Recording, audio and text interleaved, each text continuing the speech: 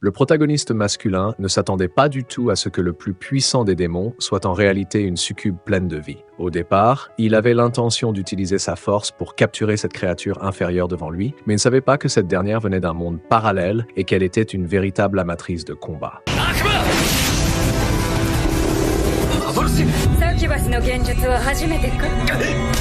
Au début, la succube ne croyait pas à une chose aussi absurde que le voyage interdimensionnel, jusqu'à ce que le protagoniste utilise des armes plus avancées pour contrer sa magie. Cependant, alors qu'elle était encore sous le choc, le protagoniste en profita pour attaquer.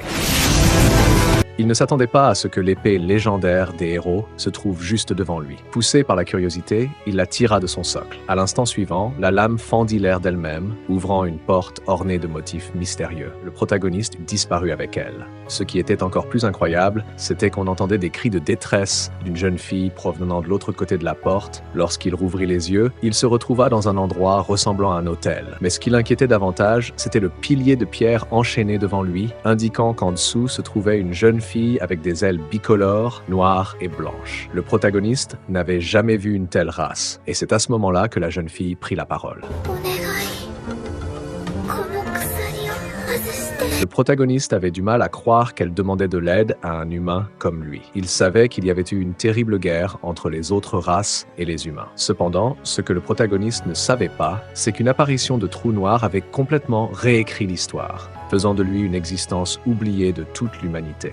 Dans ce monde, 5 grandes races coexistent: les humains, les démons, les barbares, les esprits saints et les bêtes illusoires. Ces 5 races se sont livrées à des guerres incessantes. Ce n'est qu'avec l'apparition du prophète Sid que les humains réussirent à sceller les 4 autres races dans 4 pyramides funéraires. Pour prévenir tout affaiblissement des sceaux et la résurgence des races étrangères, les humains ont établi une institution spécialisée qui inspecte régulièrement ces pyramides. Le protagoniste est justement un membre de cette institution. Bien que nous soyons en temps de paix, il n'a jamais pris de risque dans son travail de surveillance. Pendant son temps libre, il ouvre souvent la projection holographique des bêtes illusoires et combat des bêtes virtuelles pour améliorer ses compétences en combat. Mais cet entraînement n'est pas sans risque. Les bêtes dans la projection holographique sont puissantes. Comme Shaxi le trouve trop imprudent. S'il vivait en temps de guerre, il pourrait devenir un héros. Mais en cette époque de paix, il pense qu'il n'est pas nécessaire de s'entraîner aussi intensément. Cependant, le protagoniste ne partage pas cet avis. Il veut simplement s'entraîner sérieusement, sachant que devenir un héros n'est pas si facile. Le prophète Idé a pu sceller les 4 grandes races et devenir un héros légendaire, non seulement grâce à sa force incroyable, mais aussi grâce à l'épée divine qui brillait de la lumière du soleil qu'il tenait en main. Cependant, cette épée a disparu depuis, laissant certains historiens douter de l'existence des héros humains.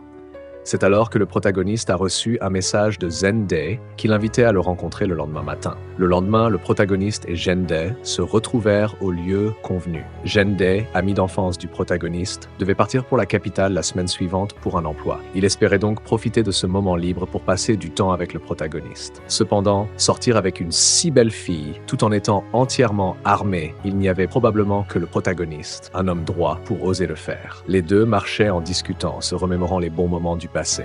Mais à peine avait-il commencé sa phrase que le protagoniste réalisa horriblement que son corps se déformait soudainement et que tout autour de lui devenait étrange, comme un miroir déformant. Plus étrange encore, il semblait que seul le protagoniste pouvait voir tout cela. Alors qu'un énorme trou noir apparaissait dans le ciel, Zende disparut dans ce tourbillon de ténèbres. La seconde suivante, la rue autrefois prospère se transforma en un champ de ruines. Le protagoniste ressentit immédiatement que quelque chose n'allait pas, mais avant qu'il ne puisse comprendre la situation, un monstre de grande taille apparut soudainement devant lui. Le protagoniste reconnut d'un coup d'œil qu'il s'agissait d'un démon scellé dans la pyramide. Ce qui le surprit encore plus, c'était que ce démon pouvait parler la langue humaine et nourrissait une grande hostilité envers les humains. Le démon concentra un double cercle magique et lança une attaque violente contre le protagoniste, qui parvint à l'esquiver grâce à sa grande agilité. Bien que ce fût la première fois qu'il voyait de ses propres yeux la magie des démons, ce sentiment familier faisait bouillonner son sang. Il sortit rapidement son épée longue, le dragon de fer, prêt à riposter.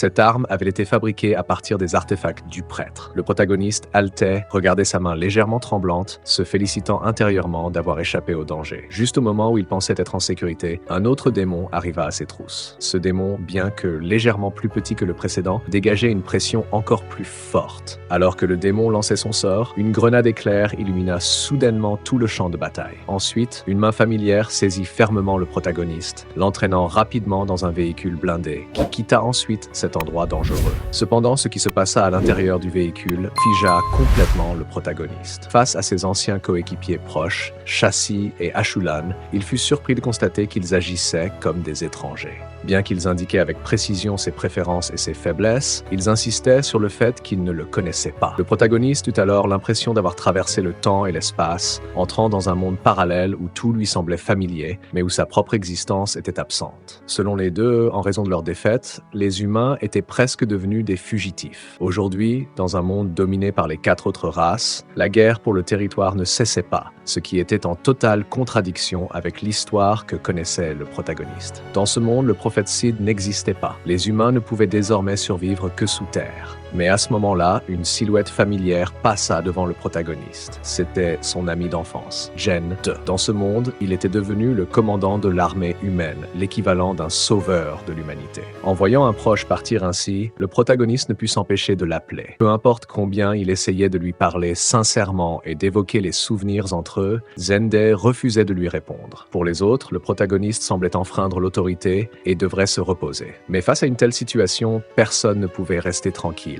Peu importe combien de documents il consulta, il ne trouva aucune trace de lui-même, ni du prophète Sid. Puisque Sid n'existait pas et que l'humanité avait été vaincue lors de la guerre des 5 races, pourquoi la tombe utilisée pour sceller les 4 autres races existait-elle toujours? Pour comprendre cela, le protagoniste partit tôt le matin. Ce qui était étrange, c'était que Ashulan, qu'il avait rencontré peu avant, lui lança instinctivement les clés lorsqu'il lui demanda de lui prêter sa voiture. Moins de 2 minutes plus tard, le protagoniste arriva près de la pyramide. Mais il ne s'attendait pas à ce que la pierre de sceau soit ouverte. En entrant à l'intérieur, ce qui le choqua encore plus, c'était que l'épée du prophète Sid se trouvait juste devant lui. Cela signifiait que la légende de Sid était réelle. Ensuite, le protagoniste sortit son épée et, à sa grande surprise, un bruit soudain parvint à ses oreilles.